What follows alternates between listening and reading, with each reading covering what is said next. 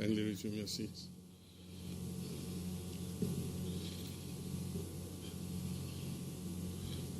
Your Excellency, the President of the Republic of Sierra Leone, Julius Maada Bio, Your Excellency, the First Lady of the Republic of Ghana, Mrs. Lordina Mahama, Your Excellency, the Vice President of the Republic of Ghana, Professor Jane Nana Opoku-Agyeman, the Right Honorable Speaker of Parliament, Honorable Alban S.K. Bagbin, the Acting Chief Justice, Justice Paul Bafo-Boni, and Justices of the Supreme Court and members of the Judiciary, Your Excellency, the former President of the Republic of Ghana, John Agyekum Kufuor, Your Excellency, the former Vice President of the Republic of Ghana, Dr. Mahmoud Bawumia, the Chief of Staff, Minister of State, senior government officials, the National Chairman, General Secretary, and members of the National Democratic Congress, members of the Council of State, members of the clergy, both Christian and Muslim, traditional leaders, heads of security services, members of the diplomatic corps, heads of international organizations and agencies, families of our gallant fallen heroes, friends from the media, ladies and gentlemen, the good people of Ghana. We gather tonight under a cloud of shared grief, our hearts heavy with the profound sorrow that has gripped our nation. The news of the helicopter crash at Adansia Krofom, which tragically claimed the lives of 8 of our beloved citizens, all of whom were proudly serving our great nation, has shattered us to the core. Our nation is indeed in deep mourning.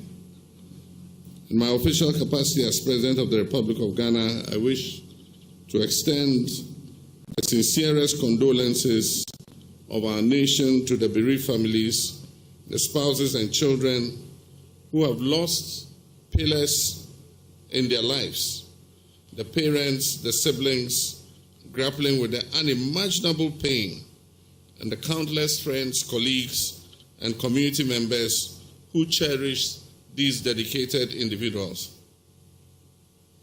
I pray that the cherished memories of these our loved ones will serve as a guiding light, illuminating a path through the darkness and devastation of this national tragedy. But I'm not addressing you today solely in my capacity as President. I stand before you tonight, additionally, and quite humbly, as a person who is also personally grieving the departed. But I'm not interested in addressing you today solely. Each of the 8 individuals on that helicopter was either a friend, a cherished colleague, or a valued citizen of this country that I lead. Indeed, some of them were like close family, like brothers, and so I feel their loss quite deeply. It pains me to think of them reduced today merely to names written and repeated again and again in news reports both here and abroad.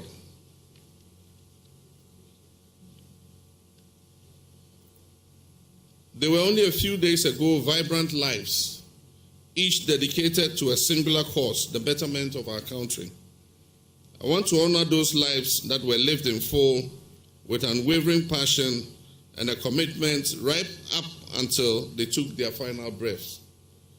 Remember Flight Officer Chumampedu, Squadron Leader Peter Anala, Sergeant Ernest Ado Mensah, Samuel Abuaje, former NDC parliamentary candidate for Boise East and Deputy Coordinator for National Disaster Management Organization, Samuel Sapon, National Vice Chairman of the National Democratic Congress, Alhaji Limuna Muniru Mohammed, Acting Deputy National Security Coordinator, Dr. Ibrahim Murtala, Ibrahim Mohammed, MP for Tamale Central, and Minister for Environment, Science and Technology, and my friend and confidant, advisor, Dr. Edward Kofi Omane Boama, serving as our Minister for Defense. What compounds our collective grief and shock as a nation is the sudden, unpredictable, and violent nature of their passing. Culturally, we've become used to preparing for the loss of loved ones, even in brief illnesses. Yet in this increasingly complex and fast-moving world, we're sometimes faced with such sudden bereavement, forcing us to confront how fragile and how fleeting life really is. Here today, gone tomorrow.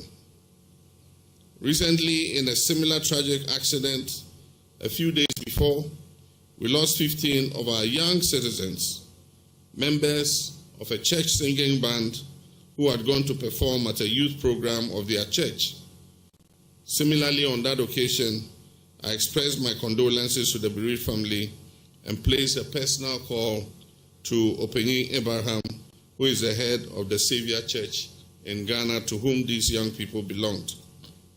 It is at times like this, however, that the true spirit of us as Ghanaians reveal itself. We showcase the profound compassion that we have, our inherent decency, our indomitable resilience, and our deep-seated unity that have come to define our nation, Ghana.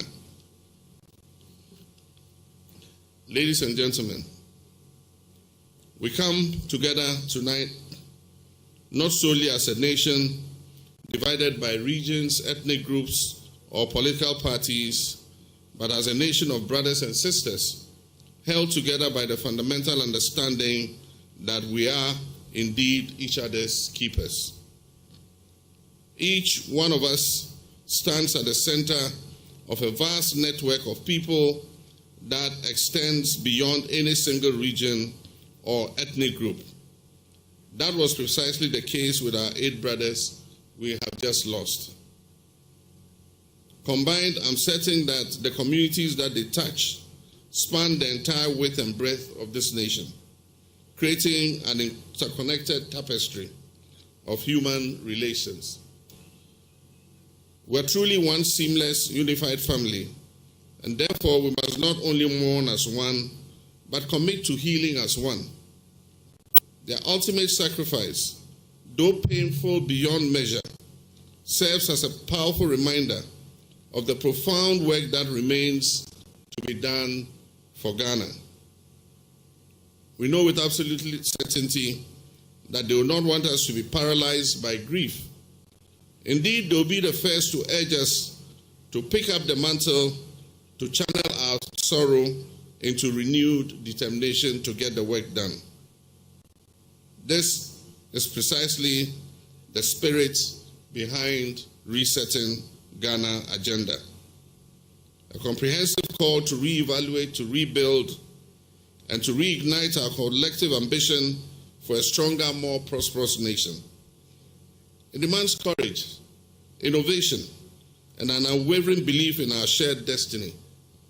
Let us therefore transform this profound sorrow into a catalyst for action.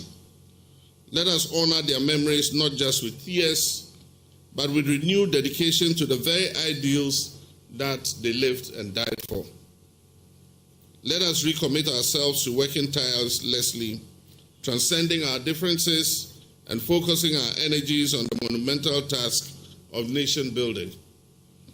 They served Ghana with their last breath, and it is our sacred duty to continue that service, to build the Ghana they wanted, a Ghana of opportunity, justice, and prosperity for all our citizens.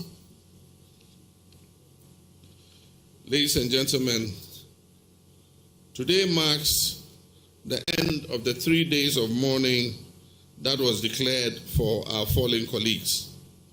We move from grieving to accepting our loss.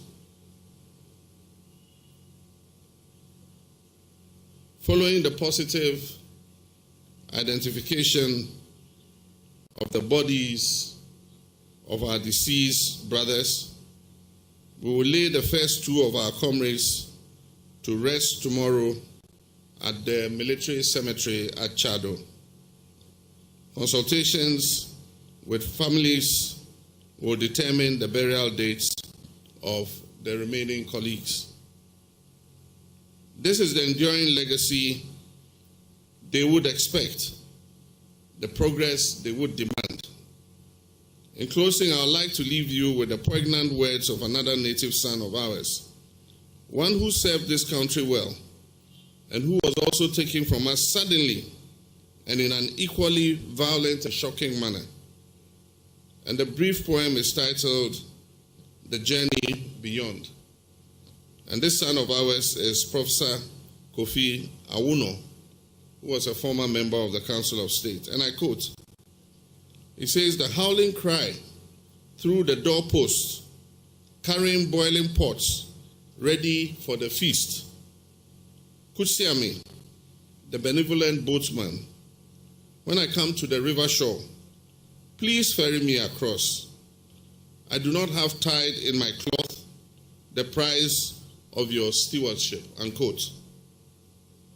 I'm certain countrymen and women that at the end of their passage, our 8 comrades will be met and welcomed on the other shore of the river by Professor Kofi Awuno, who wrote that poem, His Excellency Professor John Evans Atamils, Madame Theodosia Salome Oko, His Excellency Jerry John Rawlings, Osajifo Dr. Kwame Nkrumah, and all the other past great sons and daughters of our dear nation, Ghana. May the souls of our comrades and colleagues rest in perfect peace. May God bless their families and all who knew and loved them. And may God continue to bless our beloved homeland, Ghana. I thank you.